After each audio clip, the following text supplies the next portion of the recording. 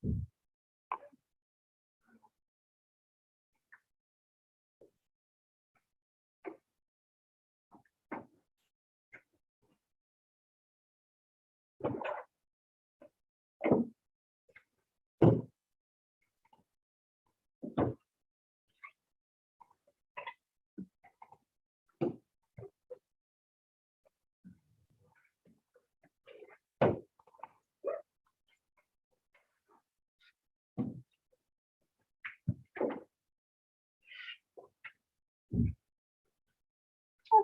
we're going to start off with finishing up our plasma membrane. So jog your memories on those pieces of the plasma membrane. Then we're going to move into concept of gradients, and hopefully by the end of today we'll get into this concept of an electrochemical gradient, which I think is probably the first thing in this unit that you probably haven't heard of before. I don't know what all classes you guys took previously, but I find that this is one of the really new concepts in the first unit for most people.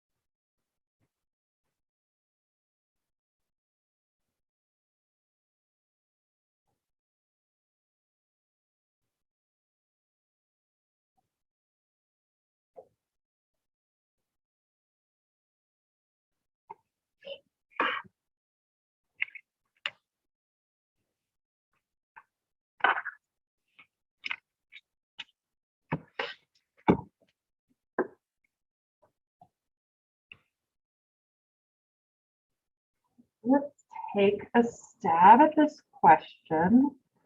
So we had a key term that describes our phospholipids and their sort of physical and chemical properties. Starts with an A. Who remembers that word? And what? Amphipathic. Exactly. They're amphipathic, meaning they have a polar part and a non-polar part. Right? So they're forming our bilayer. Polar parts on the outside, bilayer meaning there's two. Their fatty acid tails are in the middle, so that's our hydrophobic region in the center. And that thick hydrophobic region is going to be one of the things that really controls what can cross our membranes. All right, so then on the outside, we have that polar region. So amphipathic means they have both of these properties. Okay, so when we left off, we were talking about integral proteins, I believe. So an integral protein goes through the plasma membrane, right? So what would that mean for an integral protein? What it'll also be what? Just say that word out loud again, right? It's also going to be amphipathic, right? So if a protein is able to touch both parts, right? So it's touching the polar part, it's touching that hydrophobic part, maybe it goes all the way through. This means it is also going to have both polar and non-polar, hydrophobic and hydrophilic parts. Probably should have written not polar, but hydrophilic up here.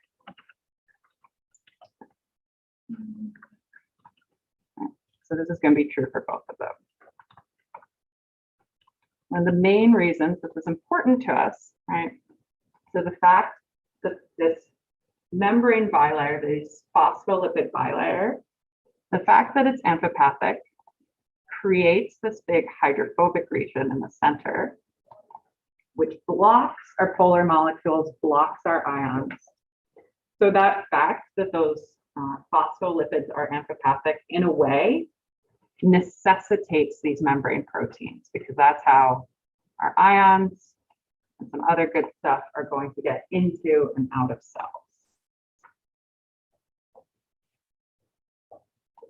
We'll talk about that as we talk about the. Okay, yeah. so if the proteins are amphipathic, Yep. can so ions and polar molecules can still travel through them even though they have those two regions? Yeah, because the proteins are bigger than a phospholipid. Okay. So if we were to list out all the different properties of that protein, it wouldn't really have just one polar part and just one non-polar part. Like it wouldn't have just one part that's hydrophilic and hydrophobic. We'd actually see, if we looked deeper, that like the outside of the protein would have a different property than the inside of a channel or something. So the inside of the channel might be hydrophilic again. Okay.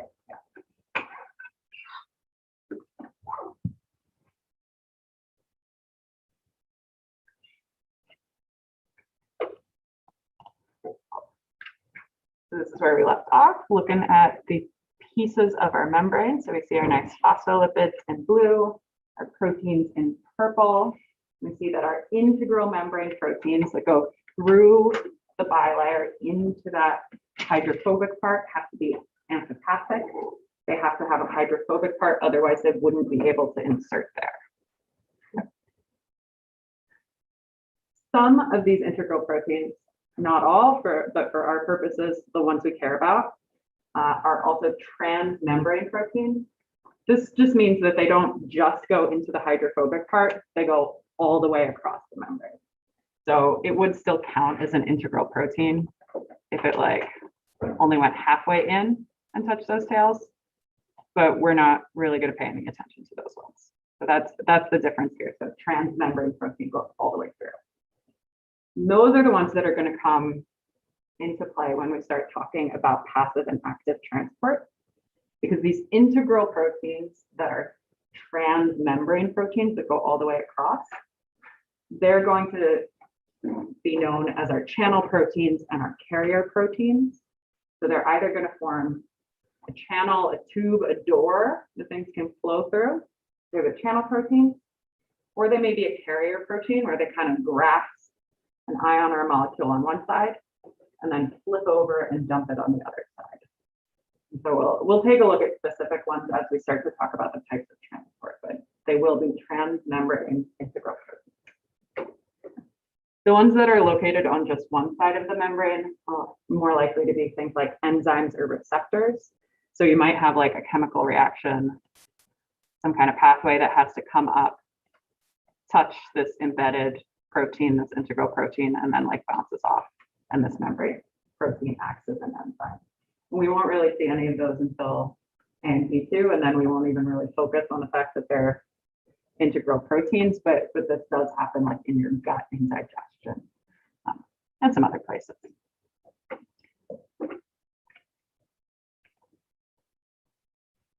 Now, a peripheral membrane protein, you'll notice it looks kind of similar to this integral membrane protein that didn't go all the way through. The difference is that it just sits kind of on top of the membrane. It's only touching those hydrophilic polar phosphate heads. So it just sits on one side. So it's kind of easy to dissociate it, to kind of like rip it off a cell membrane because it's not like firmly bound in there. Most of them are on the inside of the cell, also known as our cytosolic side, cytosol being like the cytoplasm. And most of them are part of the cytoskeleton. So most of them are going to kind of anchor these struts that kind of hold the shape of the cell and maybe participate in junctions holding different cells to each other. That's the main role of these peripheral membrane proteins is kind of like, you ever see that like tacky stuff that you can use to put a poster on the wall? I kind of like that.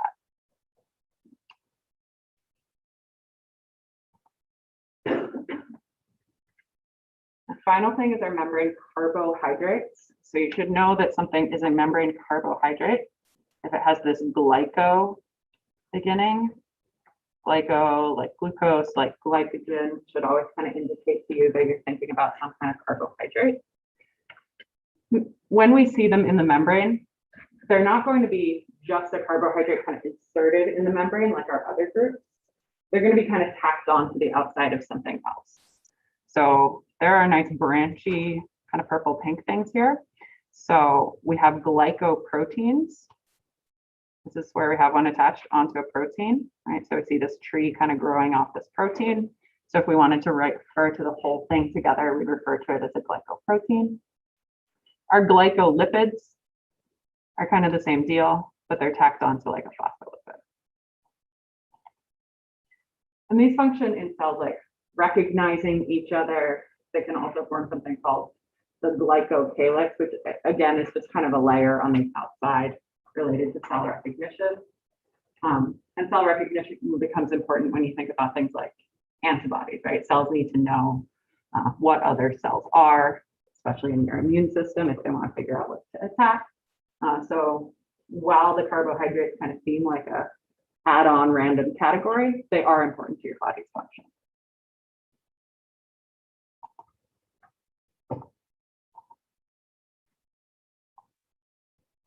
So now we're going to get to the function of the membrane, now that we know the parts, which is all going to be related to those properties of the different components we've been looking at. So overall, a membrane is like a bag, right? So our membrane is separating two things. When we're talking about that membrane on the outside of the cell, the cellular plasma membrane, which is usually what we're talking about when we're talking about a membrane, we're talking about separating the intracellular fluid, so the inside of the cell, from the extracellular fluid, the fluid outside of the cell. So that might be the inside of a red blood cell versus the plasma. It might be the inside of a liver cell versus the interstitial fluid, for example, depending on what cell you're talking about, but always ICF intracellular versus ECF extracellular. And they're going to allow the exchange of materials across the membranes, right? So we're separating these things with our baggie, but our baggie is like almost kind of mesh. It has holes in it. It lets things through. Depending on what proteins are part of this membrane, different things are going to be allowed through. So we're going to think first about what could get through if there were no proteins, right? If there were no integral proteins, no channels, no carriers. We had just those phospholipids that form the base of our membrane. Only going to allow super small stuff through, like oxygen. Would have to be nonpolar, so nonpolar gases, things like that. And then the proteins add on the ability to move polar things, larger things through. So that's going to add on potentially some other nutrients, some ions, larger waste products. And as we talk about different molecules, we'll pay attention to whether they could cross the membrane on their own or whether they need to go through a protein, in which case, when we see them in the future, talking about specific organ systems, specific physiological processes, we'll be paying attention to like what proteins have to be present, what is the name of this protein.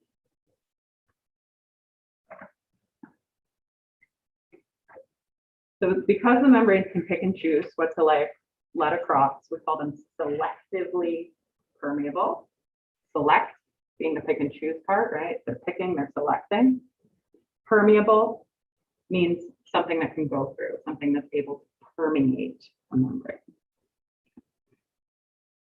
So we're allowing some things to go through, not others.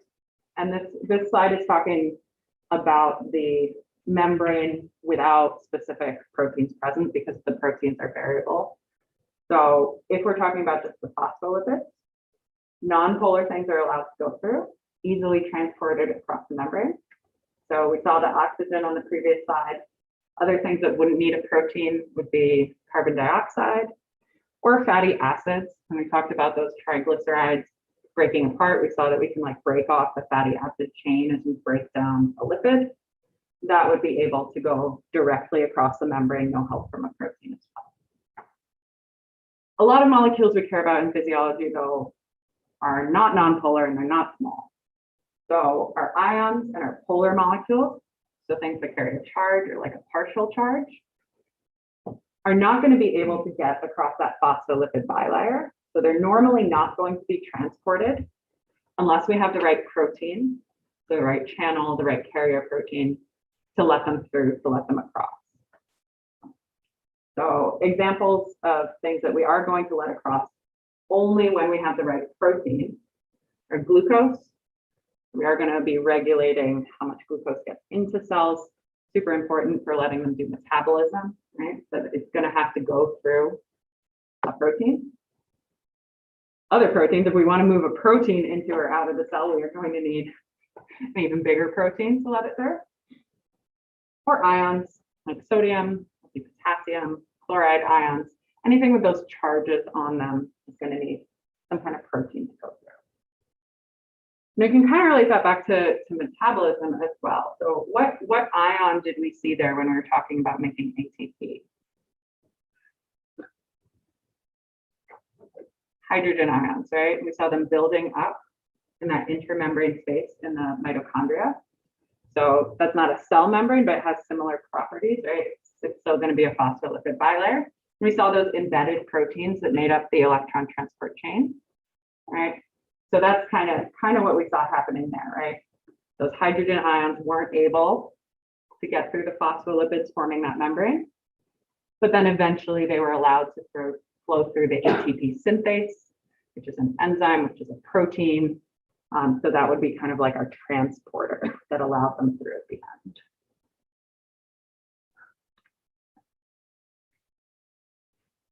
So now that we've kind of introduced what can and can't go across about these proteins, we're going to start thinking about the directions that things are going to want to go. So we're going to be talking about chemical gradients, which hopefully you've seen before. I'm going to talk about electrical gradients, which you maybe haven't. And then we're going to talk about how they combine together to form this thing called the electrochemical gradient, or the electrochemical driving force. And that's actually the force that's going to totally control what direction an ion wants to go. So identifying these gradients is going to be important as we move into transport. But we're going to spend a chunk of time here on these topics. So when we get to passive and active transport, what we're going to be thinking about is which direction is spontaneous, which directions we think want to go, and which direction is hard, which direction requires energy. So things are going to want to move down a gradient. We call it down because we think of a gradient like a hill. So where there's lots of something, kind of the top of the hill, where there's not very much of something, kind of the bottom of the hill. And so if we're moving down a gradient from where there's lots to where there's not so much, that's spontaneous. Because it's spontaneous, because it happens naturally, because that's the direction that our molecules and our ions want to go, we refer to it as passive transport. So you don't need to put any energy into passive transport, because you don't have to like push something down a hill really, right? Like once it starts rolling, it just keeps rolling, it goes that way. So that's going to be our passive transport down our gradient. Active transport is if we're trying to go up that hill, right? So if we're trying to go from an area of like low concentration to an area of high concentration, just like if we had to go from the bottom of the hill to the top of the hill, you have to push it. You have to keep pushing it up the hill. So that's our active transport. It's not spontaneous. It's going to require energy, usually in the form of ATP. Now, previously, we made the ATP. Now we're going to use ATP to transport things. And is this concept of moving up and down gradients pretty familiar? Just like give me a thumbs up. Okay, cool. So far, so good.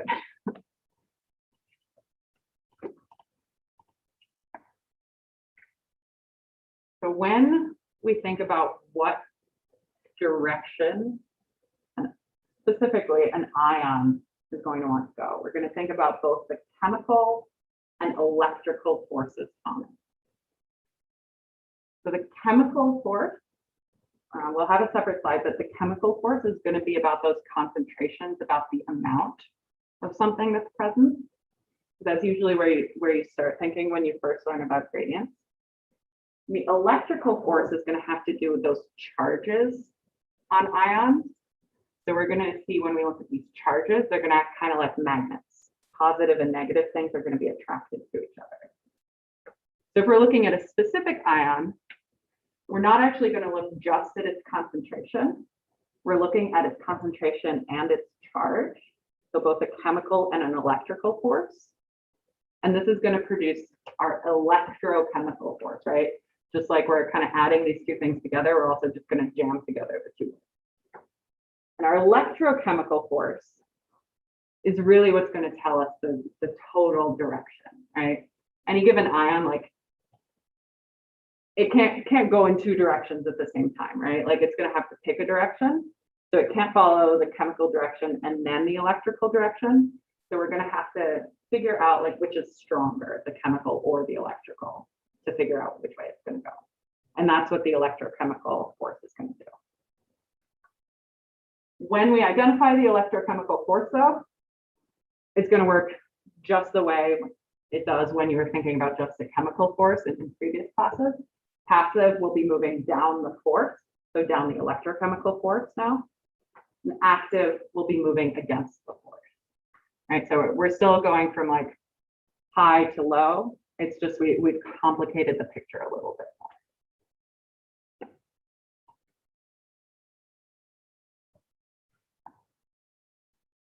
So for the chemical driving force, this is just about the concentration gradient. So just the difference in how much this particle, this ion or molecule is inside the cell versus how much is outside the cell. It's the only thing we have to pay attention to for the chemical driving force. So when we say driving force, we're referring to the direction it's being pushed, the direction it wants to go, the direction of passive transport. So chemical driving force in this first situation, right? We wouldn't really count, but we see, right, that we have a lot more. This little red dot inside the cell of our little molecule versus outside. So our chemical driving force would point in the direction of passive transport. So from a lot to little, so it's pointing out. We have the reverse situation here. So we have our high concentration, high top of the hill, right, outside. Our low concentration, the low point, the bottom of the hill, inside. So our chemical driving force will point inward. As we see this in the future, we are going to abbreviate it. So if you see C, D, F, that's going to be referring to this chemical driving force. So this is just about the chemical concentration.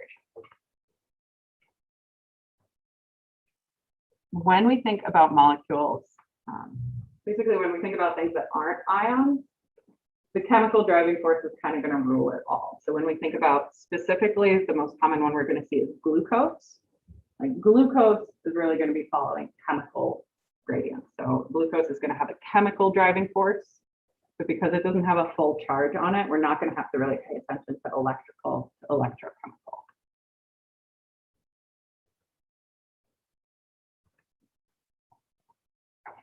But once we start talking about ions, we do have to think about this other force, this electrical driving force. Right, so an ion is a charged particle. So ones that we'll see are, we're going to see potassium. Right. We're going to see sodium. We already saw some hydrogens. We might see some chloride ions. usually I will say most of what we see is this, I've changed all of them. Most of what we're going to focus on is that potassium and sodium, at least in the next unit, but we will see some of these others. So a cation, right, has a P in the middle, that's the positive charged ion. Potassium, sodium, cations. Anions are ones with a negative charge. You can even find that N kind of near the beginning, right? So the negatively charged ones be things like chloride ions. Right? An ion always has a charge, like glucose is not an ion. So if you don't see a plus or a minus, it's not going to be an ion. And when we're thinking about electrical driving forces, we're going to be thinking about how that charge affects where the ion wants to go, either into the cell or out of the cell. So we're going to have this thing called a membrane potential. It's measured in millivolts. So its abbreviation is V sub M. The M here is for membrane. And the V, I think of it as being for volts. Right? So that's our membrane potential. Our membrane potential is caused by formally an unequal distribution of anions and cations across the cell membrane. But all that really means, right, is that if we're looking at a cell, right, say we have our cell, we're going to have some number of anions, so negative charges inside of the cell. We might have some outside the cell. Right? Then we're also going to have some positive charges. Color, right? So we're going to have some positive charges here. We'll have positive charges inside the cell and outside the cell. Draw a lot of them out here. But they're not equally distributed, right? So we might have more positive charges outside. We might have more negative charges inside. We have this separation. That's going to be a source of energy, of movement, producing this electrical driving force. So usually you won't see all the cations and the anions drawn in. What you'll see is something like our cell.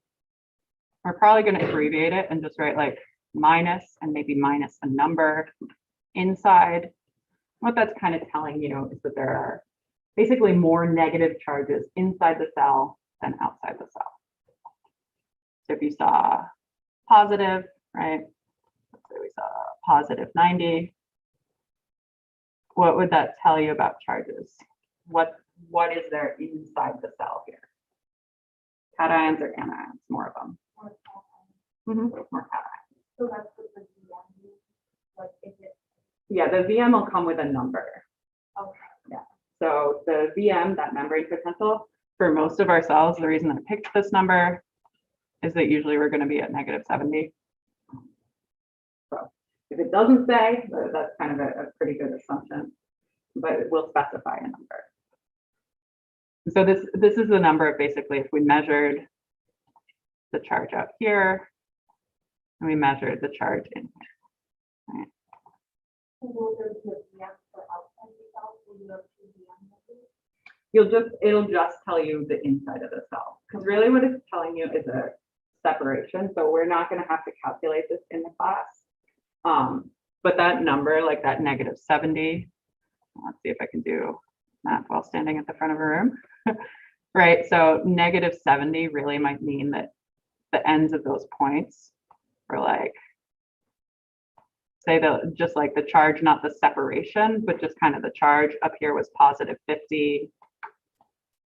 And in here we had like -20, right? The distance between those two charges, like to get to 0, you have to go up 20. And then if you have to go another 50, that takes you to 70. So the separation would be 70, not like that. But we're not going to have to calculate that. so you can just remember it as like, it is the separation, the difference between inside and outside, but we're always specifying kind of what the inside of the cell is. And that's what this bit about the reference being the ICF what that's really telling you is that we're kind of telling you the charge for the inside, basically. So it'd be a little more complicated if you were like researching it, but for our purposes, just think of it as the inside of the cell. So to figure out the magnitude of the membrane potential, which is like how big it is, right? So if it's -70 versus -100 or something, this is kind of going to be telling you how strong this force is. So like a charge of, or sorry, I should say a membrane potential of like -20 would exert a pull on cation. So like positive ions would be attracted towards that negative charge inside the cell. But if you have a cell that's at -100, right, let's draw these, I guess. So like you have -20 VM here in the cell versus -100 in this cell. And let's say we're thinking about a sodium cation, a positively charged one.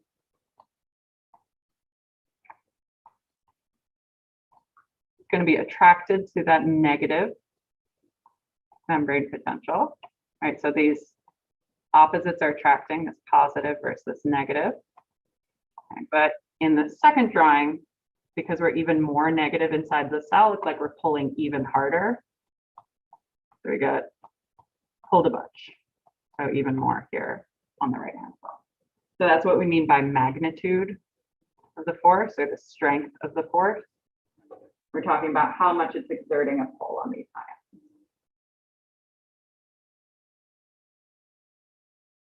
More questions about this concept of the membrane potential.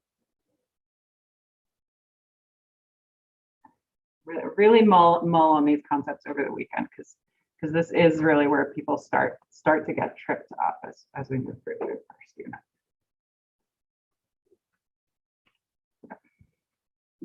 So our principles for the electrical driving force have to do with the relationship of those ions to the membrane potential. Our principles for this are opposite charges attract.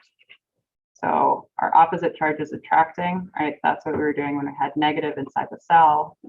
We're thinking about a positive ion. So our electrical driving force, we're going to abbreviate that EDF. Right? EDF is in. But if we think about the same cell, all right, so let's think about the cell still negative. It's probably like -70, but I'm not going to write in numbers right now.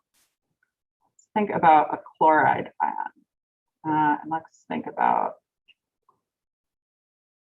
chloride ions inside the cell. And also let's think about the fact that there's some chloride. There's some chloride ions outside the cell and some chloride ions inside the cell. Which direction are those chloride ions going to want to go? Are they going to want to go into the cell or out of the cell? If we have a negative membrane potential, so negative charge inside the cell, we're thinking about a negative ion. Yeah, exactly. It's just the opposite of our positive. So negative charges repel each other. So if we're thinking about a chloride ion and a cell that has a negative membrane potential, our electrical force goes out. So if we were thinking about that sodium ion and we had like a cell with a positive membrane potential, and so say we're at like +90 or something, and we want to know which direction sodium wants to go, is it going into the cell or out of the cell? Yeah, it's going to go out because we're being repelled by that positive charge. So all these arrows are EDF. So the things you have to pay attention to, you have to pay attention to the polarity of the cell. So what that means is the sign on that membrane potential. So like we're thinking about whether the membrane potential is positive or is the membrane potential negative, right? And then we also have to pay attention to the charge on the particle, right? So positive cations are going to be attracted towards that negative membrane potential. So cations attracted to negative VM, and anions are repelled by negative VM. And then the reverse is true for positive, right? So anions attracted to cations repelled.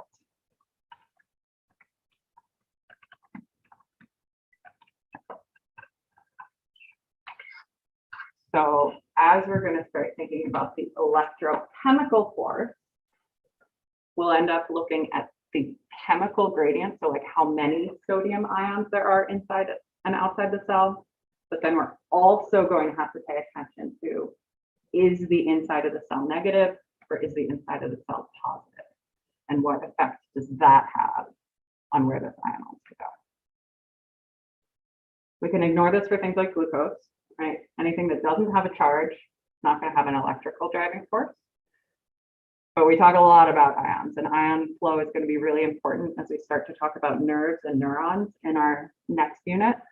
So really cementing this idea of the electrical driving force is really important to understanding what comes next.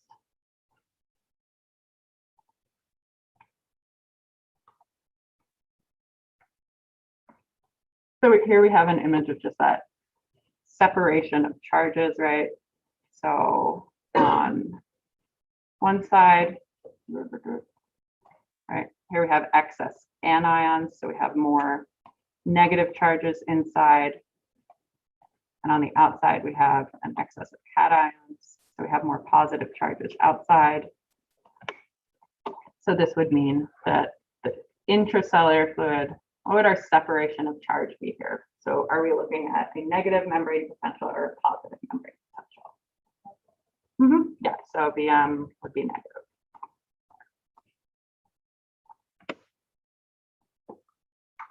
So note, right, we see this plasma membrane in the center here, right?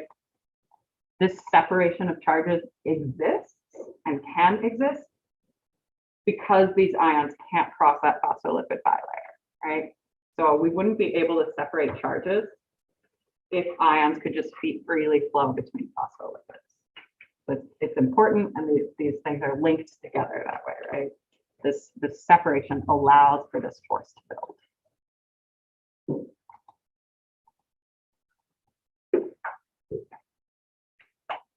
And here we just see better drawings, like the ones I did before, right? So positives are attracted to negatives, right? So our EDF on a positive ion, on a cation, draws it in like magnets. Negative ions are repelled by that same charge. Our EDF on an anion would be out. So we're just paying attention to the charge inside the cell versus on our particle, right? We don't really have to pay attention to the numbers if we're just thinking about the direction. And if we're just trying to figure out the direction of the electrical driving force, all we're thinking about is positive and negative.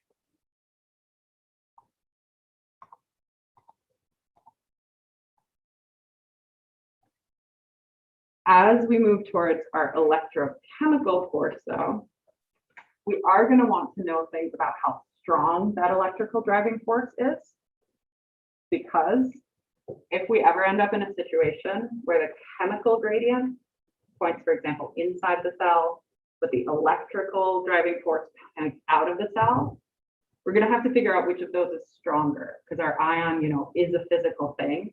It can only move one direction at once. So our electrical driving force will have a magnitude. So a size, a strength, it's our magnitude, how big it is. And that's going to depend on how strong that membrane potential is, right? So whether we're at -20 or -100, right? At -20 is a lesser pull on cations than a -100 would be. We'll also see occasionally the amount on the charge on the particle is going to change. Specifically, that's going to be the case when we think about like calcium. So usually, right, we just have one charge here. So if we're referring to like the valence of an ion, we're really referring to how many positives we have. Occasionally, we'll see that we have two. Right. So that's what we mean by the amount of charge on the particle. If we have like a double charge on it, the force is going to be bigger. Right. So if it's more positive, it's going to be more attracted to a negative membrane potential than if it's just got the one charge.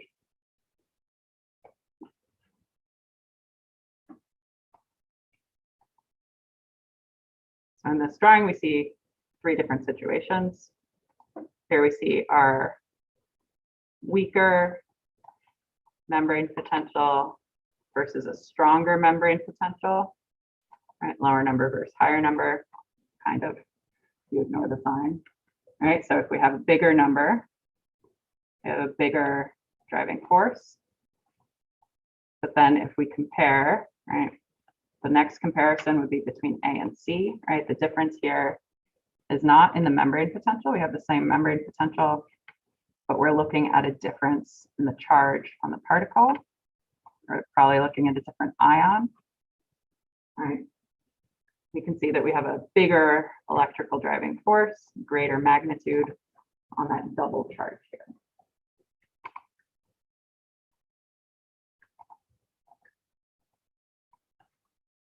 So now we get to that electrochemical driving force. So the electrochemical driving force is basically just the sum of the chemical driving force and the electrical driving force. We're not going to actually add them together and actually calculate out these forces. What we are going to do is try and figure out which direction the electrochemical driving force is. Right. So if we're thinking about adding these together, I do want you to know, right?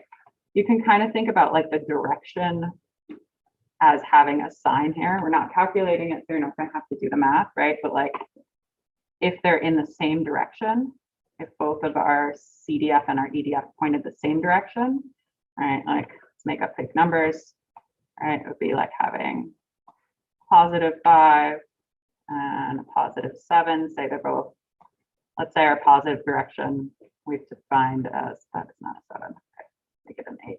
Okay, so they're going the same direction. Let's say positive is out, right? So we add them together, right? So we get a positive here. But if they're going opposite directions, say we had a positive CDF, so let's say, again, positive is out, but we have an EDF pointing into the cell, right? The positive plus a negative would tell us that we are going into the cell, right? That's what we mean by like adding them together. So sometimes it will kind of seem like you're subtracting them, is all I'm saying here. We don't calculate them out. I wouldn't actually know how to do it. There's no like defined this direction is positive or this direction is negative, but this is like kind of conceptually how we should be thinking about it.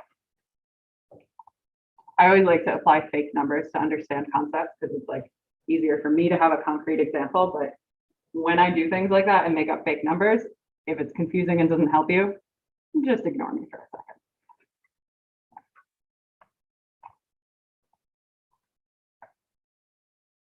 So we're just trying to figure out the direction of the electrochemical driving force. If our chemical and electrical forces are in the same direction, right? So we have our cell. We're going to say our chemical driving force is out, right? Because we have high concentration inside, low concentration outside. And our electrochemical driving force is also out. Okay. So let's say we're talking about an an ion, right? So let's say we're talking about a chloride ion, negatively charged, negative membrane potential, -70, be repelling that chloride ion out. They're both going the same direction. This means that the electrochemical driving force is just also going to go out, right? So we add them together, right? So let's even make that arrow twice as long, right? We're just adding them together. So we'd also be going out. So we're gonna review that electrochemical driving force go out. And it would be larger than either the chemical driving force or the electrical driving force because they're in agreement. So we sum them together.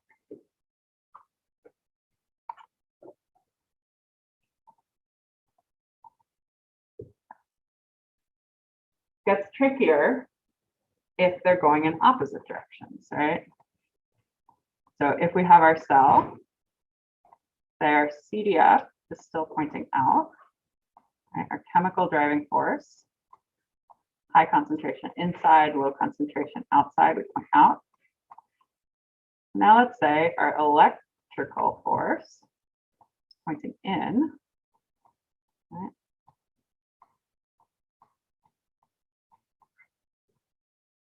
We basically end up subtracting because we picked like one direction positive, one direction negative.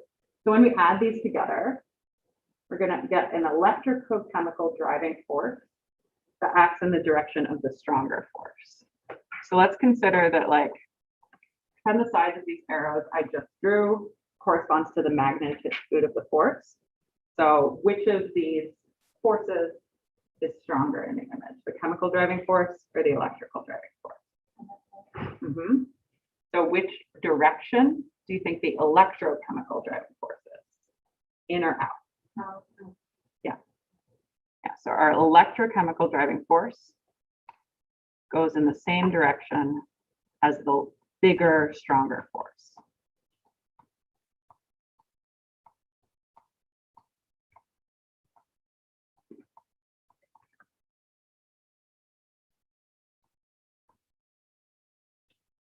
So whenever we think about the electrochemical driving force, we want to know what direction it goes. We're thinking about what is the chemical driving force, what direction is that going, what direction is the EDF, the electrical driving force, going. And we're in great luck if they're going the same direction, right? If they're going the same direction, we know that's the direction the electrochemical driving force is going. But if they're in opposite directions, we're going to have to think about which of them is bigger.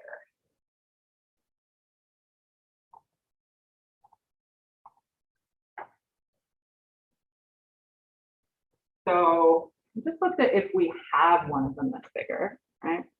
But when do you think we wouldn't have an electrochemical driving force? Is there any situation where like an ion wouldn't move across that membrane, even if there is a protein that's able to carry it across, right? Even if it has a door to go through, what kind of situation do you think we wouldn't have movement of the ion? They're equal. Yeah, exactly.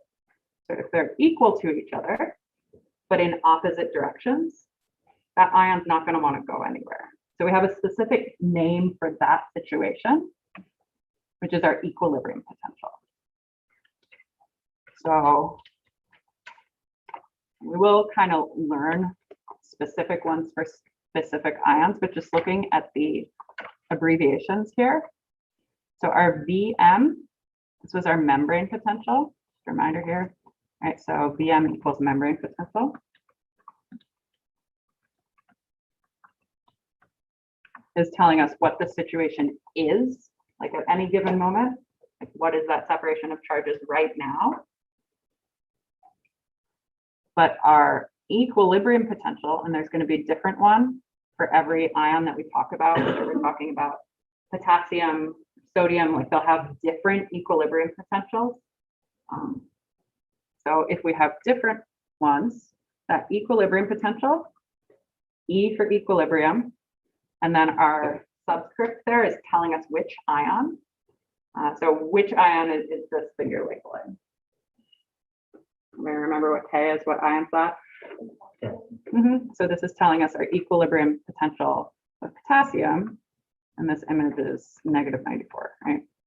So these will be different numbers in other situations. Here we've shown the situation at our equilibrium potential for potassium. So it's saying, okay, so right now the inside of the cell, -94. Potassium wants the inside of the cell to be -94. So they are at equilibrium. So we are at the equilibrium potential. So that's telling you the point at which the magnitude of the electrical driving force and the chemical driving force match, but they're in opposite directions.